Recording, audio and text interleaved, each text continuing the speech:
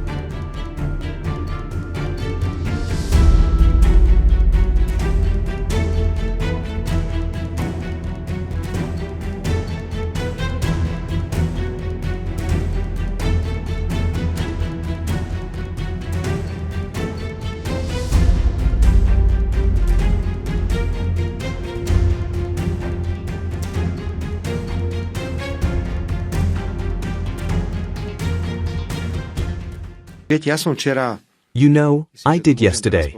I think I can say this now. He didn't want to create a tense atmosphere at the meeting, although I could have reacted more harshly to some things.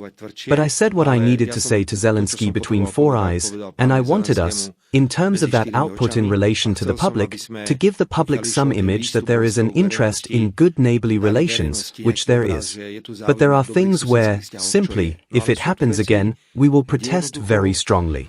For example, we did not understand each other at all on the subject of attacks on oil infrastructure on the territory of the Russian Federation. Zelensky has repeatedly said that if Russia is attacking energy infrastructure in Ukraine, then he has the right to attack energy infrastructure in Russia, and I am responding to that.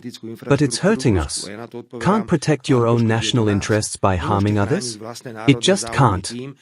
No. Here, it is simply evident that it is as if Ukraine is not looking out for the interests of other states in waging war. What I blame the leaders of the European Union, for example, is that they were not in China for the 80th anniversary celebrations. There was an incredible opportunity to talk. If we don't talk to each other and stick our heads in the sand, we're just going to deepen the crisis. And in fact that Europe has sort of isolated itself. Do you know what the most terrible thing is? That the head of a sovereign government has to explain why he is going to China? Are you all nuts? China today is a country that is becoming a world leader, and let us all be happy that China has its own policy, which is peacefully based. I hope you all listened to the speeches that were made during the 80th anniversary. We must respect China as a country that has done the impossible. Again, I said it openly yesterday, and you've heard it from me hundreds of times, regardless of who thinks what about Russia. We think that relations with the Russian Federation need to be standardized. I also reject the Iron Curtain that is being created between Europe and the Russian Federation. So we have a constructive approach towards the Russian Federation, and we are interested in getting things off the ground as quickly as possible after the end of the war.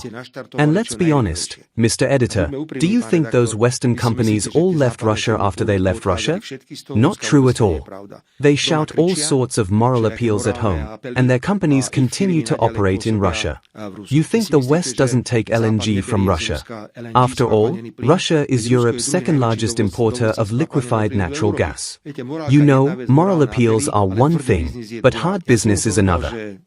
I told him that the fact that we talked about Ukraine not being a NATO member state was because we believed from the very beginning that if Ukraine was not in NATO, that would be the first precondition for ending the war.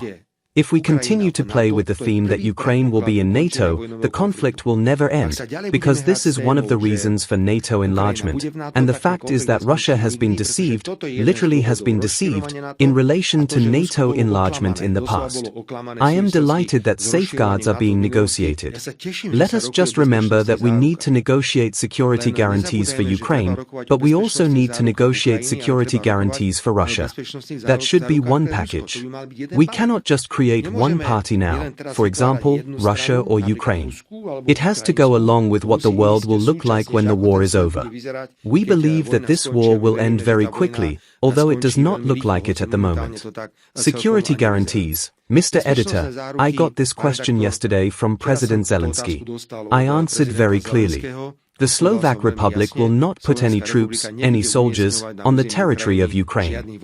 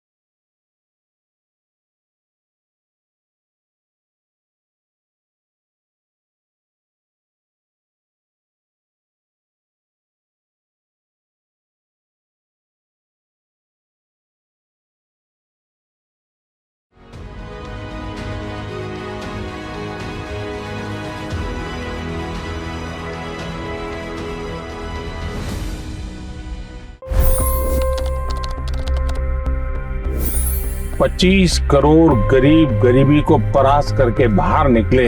For the good of our nation, let's work together and let's truly make America great again. The fastest news breaks. Requested PM saying that look, you will have to speak to Putin and to Zelensky. The biggest news makers. The relationship with India is probably the most important bilateral relationship the U.S. will have for the rest of this century. The capital delivered quite an election result today. Expert analysis. The million-dollar question today is how to stop this dance of death. Ground reports. I'm standing at the crossroad of the Kumbh Mela. Behind me are more than 100 entry ghats. Long-form interviews. Exclusionary politics is reflected in Manipur case as well. You don't bother because this is a small state. Deep dive into burning issues. It's often said DRC could be the richest country in the whole world. It's because of what sits underneath. Why exactly did the US topple the Sheikh Hasina government? HT videos. We don't just break news, we break it down.